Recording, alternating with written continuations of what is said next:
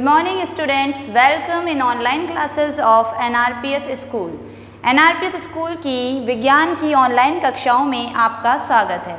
बच्चों, हमने second part जो है हमारा वो कर रहे हैं अपन भोजन के घटक। भोजन के घटकों में मैंने आपको समझाया कि दैनिक जीवन में हम जितनी भी खाद्य सामग्री खाने के काम में लेते हैं, जो भी अलग अलग तरह का हमारा भोजन हमारे मम्मी बनाती हैं, तो वो अलग अलग प्रकार के घटकों से मिलकर बनता है और इन्हें संगठक कहते हैं। जैसे कि मैंने आपको बताया कि कोई भी खाद्य भोजन है, जैसे सब्जी बन रही है तो उसके लिए सब्जी चाहिए, प्याज चाहिए, टमाटर, लहसुन, मसाले, तेल, तो ये सब क्या है, उस सब्जी को बनाने के लिए विभिन्न प्रकार के संगठक है, उसके संगठक है।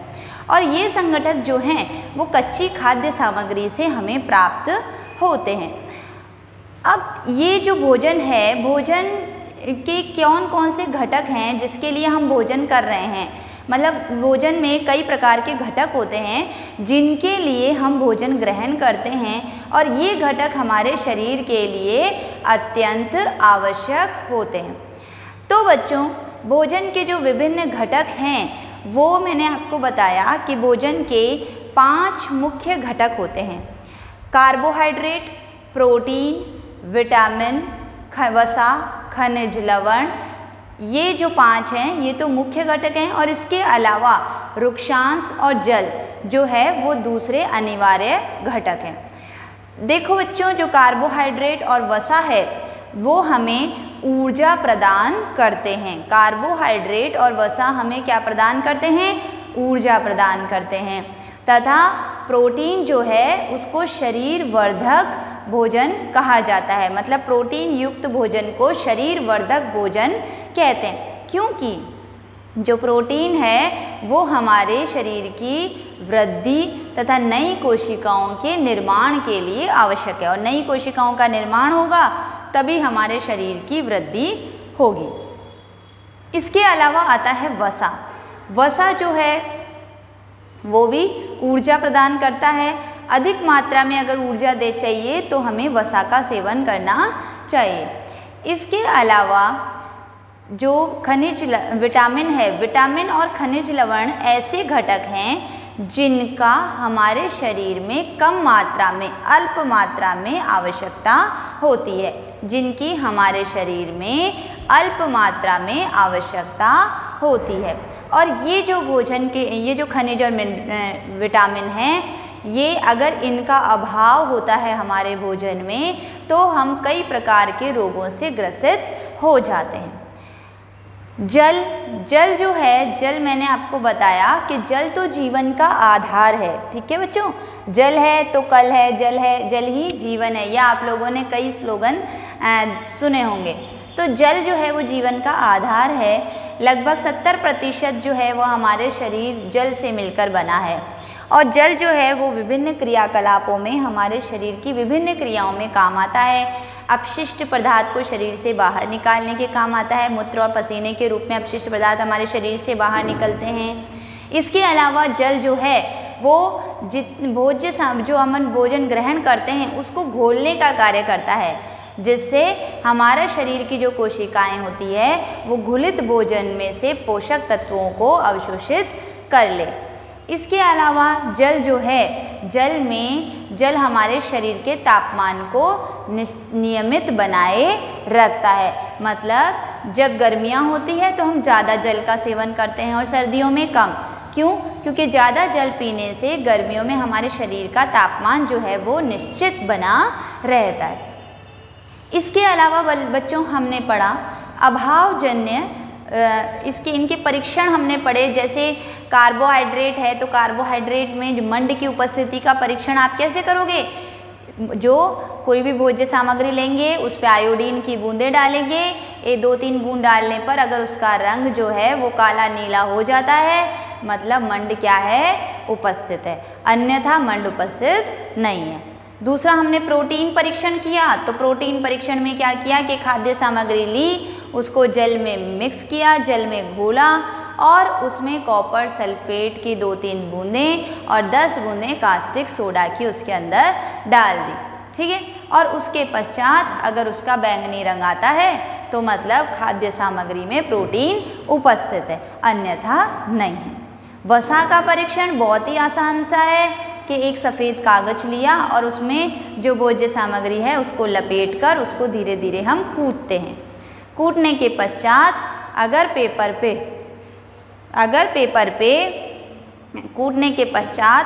पेपर के ऊपर तेल की बूंदें आ जाती है तो इसका अर्थ है कि वसा जो है वो खाद्य सामग्री में उपस्थित है।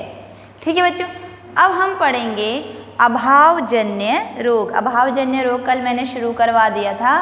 अभावजन्य रोग वे रोग होते हैं अगर भोज्य सामग्री में एक या एक से अधिक पोषक तत्वों की लंबे समय तक कमी रहे तो उसे हम अभावजन्य रोग कहते हैं। यदि भोज्य सामग्री में, वापस से रिपीट कर रही हूँ मैं, यदि भोज्य सामग्री में एक या एक से अधिक पोषक तत्वों की लंबे समय तक कमी रहे तो उसे हम अभावजन्य रोग कहते हैं। ये अभावजन्य रोग जो होते हैं वो कई प्रकार के पोषक तत्वों की कमी से हो सकते हैं। जैसे अगर प्रोटीन की कमी से कोई अभावजन्य रोग हुआ तो क्या होगा, शरीर की वृद्धि रुक जाएगी, है ना, पैर छोटे रह जाएंगे, मतलब ग्रोथ नहीं होगी, पेट फूल जाता है, बाहर आ जाता है, इस तरीके से प्रोटीन से। अगर कार्बोहाइड्रेट और प्रोटीन दोनों की कमी हो जाए तो क्या होगा, वृद्धि रुक जाएगी, उसके साथ ही शरीर बहुत दुर्बल हो जाएगा, वह उसको चलने में भी परेशानी होगी, वो चल भी नहीं पाएगा। फिर हमने पढ़ा विटामिन कि विटामिन की अभावजन्य रोग, विटामिन की कमी से विभिन्न प्रकार के विटामिन होते हैं। मैंने बताया था आपको बच्चों, vitamin A, B, C, D, E, K, ठीक है, 6 मुख्य विटामिन है। Vitamin A, B, C, D ऐसे चलो, और ई और के, ए, B, C, D, E, K, ठीक है, ये याद रखना। तो ई तक तो ऐसे ही जाना है, के एक याद रखना, तो ए, B, C, D, E, K. तो vitamin A, B, C, D, E, K vitamin होते हैं और इनकी कमी से भी कई प्रकार के रोग हो जाते हैं। जिसमें विटामिन ए आपने याद करा होगा, मैंने सारणी बनाई थी कल। तो विटामिन ए की कमी से कौन सा रोग होता है, विटामिन ए की अभावजन्य रोग है क्षीणता, दृष्टिहीनता, या फिर इसको रतौंधी रोग भी बच्चों कहते हैं। तो क्षीणता, दृष्टिहीनता, इसमें लक्षण क्या होता है, कमज़ोर दृष्टि हो जाती है, अंधेरे में कम दिखाई देता है, और कभी कभी दिखाई ही नहीं देता है, दिखाई देना ही बंद हो जाता है। तो क्षीणता, दृष्टिहीनता। फिर विटामिन बी जो है उससे बेरी रोग होता है, और बेरी रोग में दुर्बल पेशियां हो जाती है, काम करने की ऊर्जा में कमी आती है। विटामिन सी जो है उसकी कमी से स्कर्वी रोग होता है, इससे जो दांत और मसूड़े होते हैं वो कमज़ोर हो जाते हैं, मसूड़ों से रक्त आने लगता है। विटामिन डी से रिकेट्स रोग होता है, और विटामिन डी के रिकेट्स रोग से क्या होता है, अस्थियों का मुलायम होकर मुड़ जाना, अस्थियां मुलायम हो जाती हैं और मुड़ जाती है, पैर जो होते हैं वो टेढ़े हो जाते हैं। अब हम पढ़ेंगे खनिज की कमी से होने वाले रोग। ठीक है बच्चों, खनिज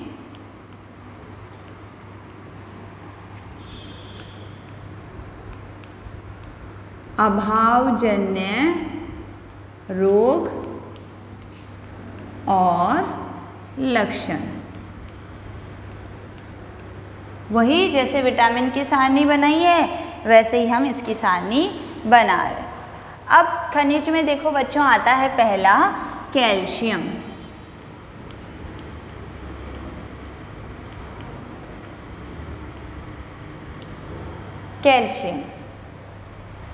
कैल्शियम अस्थियां और दंत क्षय। कैल्शियम की कमी से अस्थियां और दंत क्षय रोग होता है, अस्थियां और दंत क्षय। देखो बच्चों कैल्शियम जो होता है वो हमारी अस्थियों, हड्डियों और दांतों के लिए बहुत महत्वपूर्ण होता है, क्योंकि हमारी अस्थियां और दांत जो होते हैं वो कैल्शियम और फास्फोरस के बने होते हैं। तो कैल्शियम फास्फोरस जो है वो दोनों ही हमारी अस्थियां और दांतों के लिए ज़रूरी है। तो जब इसकी कमी होगी तो क्या होगा, अस्थियां और दंत क्षय हो जाएगा, मतलब अस्थियां और दांतों का टूटना, कमज़ोर होना, ये जो लक्षण आ जाएंगे। ठीक है, तो अब इसका लक्षण क्या है,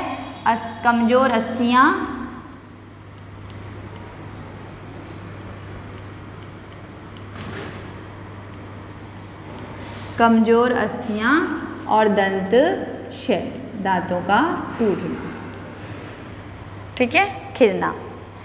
अब है आयोडीन। आयोडीन जो है दूसरा खनिज, महत्वपूर्ण खनिज है आयोडीन। नमक का जब ऐड आता है तो आपने सुना होगा आयोडीन युक्त नमक, ठीक है, यह आयोडीन युक्त नमक है, मतलब इस नमक में आयोडीन है। और आयोडीन क्योंकि हमारे शरीर के लिए बहुत आवश्यक है और इसकी अभाव से घेंघा रोग होता है। घेंघा, जिसको हम गलगंड रोग भी कहते हैं। घेंघा या गलगंड रोग, या फिर इसको गायटर भी कहते हैं, इंग्लिश में कहते हैं गायटर। ठीक है बच्चों, तो ये रोग जो है इसमें क्या होता है, जो हमारा गला होता है वो सूजकर लटक जाता है। जिसके आयोडीन की कमी है उसका गला जो है, गर्दन की ग्रंथि फूल जाती है और बच्चों में मानसिक विकलांगता आती है। इससे हमारे दिमाग पे, उस बच्चे के जिसको भी गलगंड रोग है उस पर प्रभाव पड़ता है। तो गर्दन की अस्थि का फूल जाना, इसके लक्षण क्या हो गए, गर्दन की अस्थि का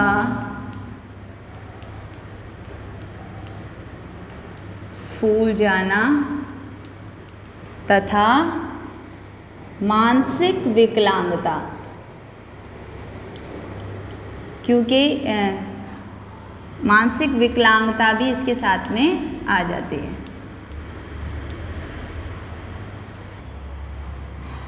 अब है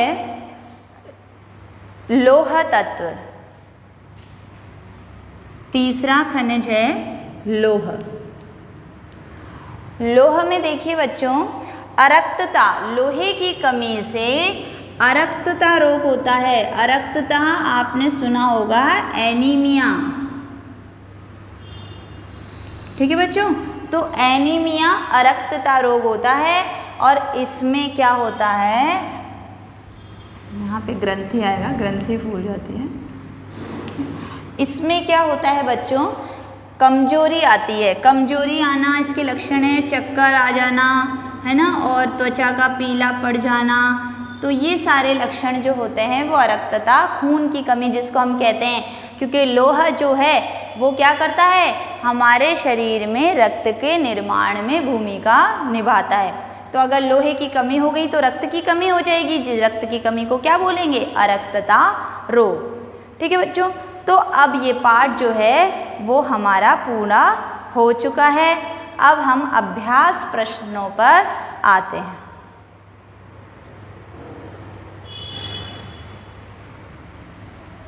अभ्यास प्रश्न बच्चों, इस बार जो नई किताब है ज़्यादा प्रश्न दे नहीं रखे हैं आपके, तो मैंने जो आपको पहले बीच बीच में से जो प्रश्न करवाए हैं पढ़ाते वक्त, वो आपको करने हैं। अच्छे से सारे कर लिए होंगे आप लोगों ने, होमवर्क के जो मैंने प्रश्न दिए थे वो।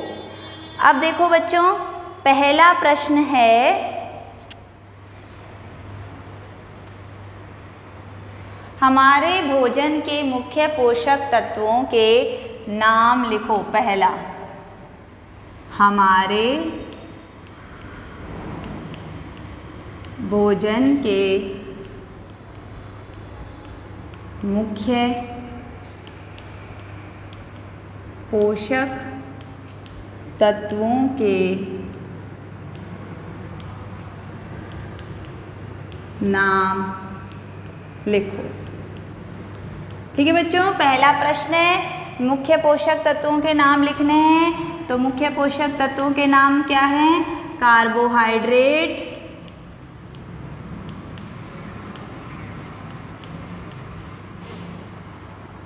कार्बोहाइड्रेट, प्रोटीन, वसा, खनिज लवण तथा विटामिन। ठीक है, जल और रक्षांश जो है वो मुख्य में नहीं आते, इसलिए हमने नहीं लिखा। फिर है दूसरा प्रश्न, प्रश्न 2 जो है उसमें आपको नाम लिखने हैं, निम्नलिखित के नाम लिखने हैं, एक एक शब्द में उत्तर देना है आपको। तो दूसरे का जो क है उसका उत्तर देखिए, पोषक जो मुख्य रूप से हमारे शरीर को ऊर्जा देते हैं, वे पोषक जो हमारे शरीर को ऊर्जा देते हैं कौन से होते हैं? कार्बोहाइड्रेट और वसा। तो क का उत्तर आएगा कार्बोहाइड्रेट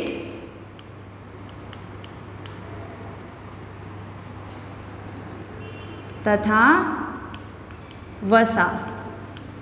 ठीक है, अब ख है पोषक जो हमारे शरीर की वृद्धि और अनुरक्षण के लिए आवश्यक है। शरीर की वृद्धि और अनुरक्षण हमें प्रदान करता है प्रोटीन। फिर है ग, वह विटामिन जो हमारी अच्छी दृष्टि के लिए आवश्यक है। अच्छी दृष्टि, दृष्टिहीनता रोग हो जाता है, किससे होता है? Vitamin A. Vitamin A. फिर घ है, वह खनिज जो अस्थियों के लिए आवश्यक है, हड्डियों के लिए आवश्यक है, वो खनिज कौन सा है? कैल्शियम।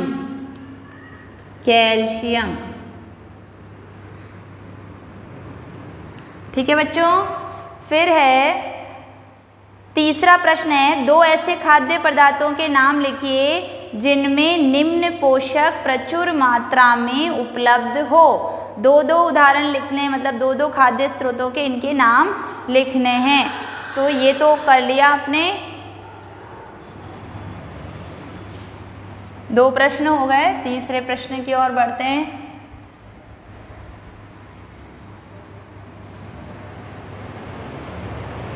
क्वेश्चन 3 है, तीसरे का क है वसा। मतलब ऐसे वसा जिस खाद्य सामग्री में बहुत सारी हो, उन खाद्य सामग्री का हमें नाम लिखना है। तो वसा किस में उपस्थित होती है? घी में और तेल, घी और तेल। ख देखो, ख है मंड। वसा के बाद मंड, मंड जिसमें बहुत सारी मात्रा में हो तो वो है आलू। आलू में मंड होता है। मंड बेटा कार्बोहाइड्रेट का ही प्रकार है, आलू और चावल। ठीक है। ग है आहारी रेशे।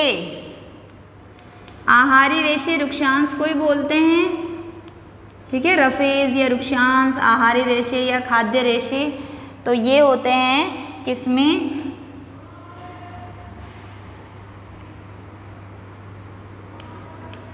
हरी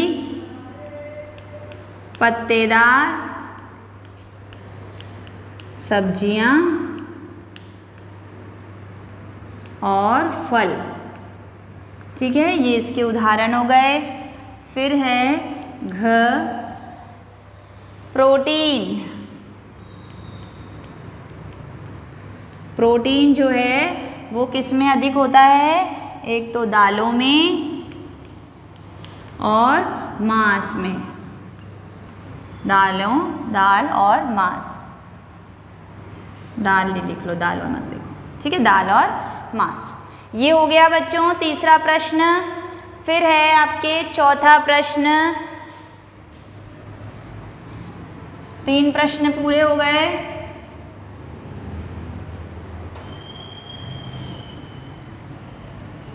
क्वेश्चन नंबर 4, इनमें से सही कथन को अंकित कीजिए। सही कथन पे निशान लगाने हैं, ठीक है। पहला क है,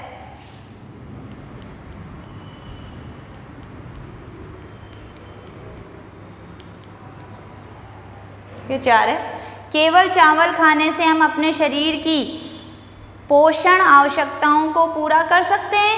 नहीं, क्योंकि चावल खाने से हमें सिर्फ क्या मिलेगा? मंड मिलेगा, इसके अलावा और कुछ नहीं मिलेगा। सो हम सिर्फ चावल खाने से पोषण की आवश्यकताओं की पूर्ति नहीं कर सकते। तो क में आएगा गलत, ठीक है, गलत है ये।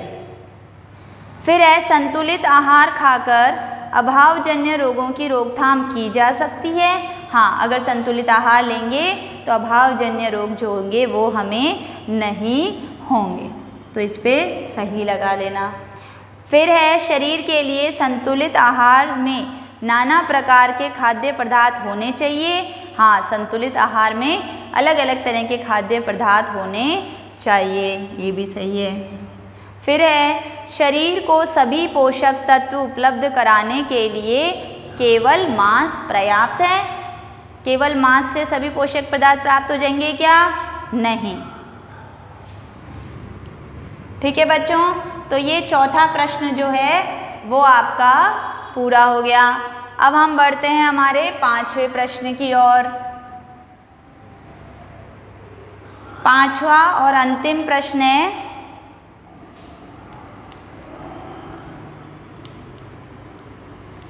रिक्त स्थान भरो।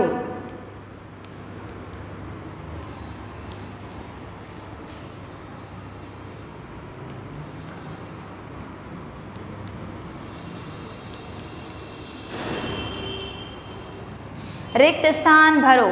पहला प्रश्न, विटामिन डी के डैश विटामिन डी के अभाव से होता है। विटामिन डी के अभाव से क्या होता है? रिकेट्स। रिकेट्स रोग विटामिन डी के अभाव से होता है। इसमें हड्डियां क्या हो जाती है बच्चों? कमज़ोर हो जाती है। ख, डैश की कमी से बेरी बेरी नामक रोग होता है। किसकी कमी से होता है बेरी बेरी रोग? Vitamin B. विटामिन बी की कमी से बेरी बेरी रोग होता है। क्लियर? फिर है ग, विटामिन सी के अभाव से डैश नामक रोग होता है। विटामिन सी के अभाव से स्कर्वी रोग होता है। तो इसमें आएगा स्कर्वी। फिर घ है, हमारे भोजन में डैश के अभाव से रतौंधी होती है।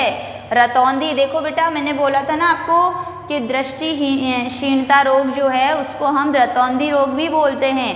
तो रतौंधी रोग जो होता है वो किसकी कमी से होता है? विटामिन ए की। Vitamin A. ठीक है बच्चों, तो ये किताब के जितने भी प्रश्न उत्तर हैं वो आपके पूरे हो गए हैं। आपको समझ में आ गया होगा अच्छे से। और इन प्रश्नों को आपको क्या करना है? याद करना है, क्योंकि आपके जो 2 पार्ट हैं वो पूरे हो गए। दोनों के दोनों पार्ट आपके जो हैं वो पूरे हो चुके हैं। तो अब आपका जो काम बनता है वो ये बनता है कि आप इसको पूरा अपना होमवर्क कंप्लीट कर लें। आज आप पूरा यहाँ तक लास्ट आपका जो अभ्यास प्रश्न है उसको आप क्या कर लें? कंप्लीट कर लें। और उसके पश्चात आप लोग याद करें। जो डेली आपको जो पढ़ाया जा रहा है वो डेली का डेली आपको बच्चों याद करना है। स्वयं मूल्यांकन लेना है, खुद का मूल्यांकन लेना है कि मैंने कितना काम किया और मुझे कितना याद है। पूरा पाठ एक बार आप अच्छे से रिवाइज कर लो। पूरा पाठ स्टार्टिंग से, आज आपने वीडियो देख लिया, एक्सरसाइज कर ली, पूरा पाठ आप शुरू से पढ़ेंगे। किताब उठाएंगे, पूरा पाठ पढ़ेंगे और उसके बाद ये करेंगे। होमवर्क करेंगे ताकि आपको अच्छे से याद हो जाए। Thank you. Stay safe, stay healthy.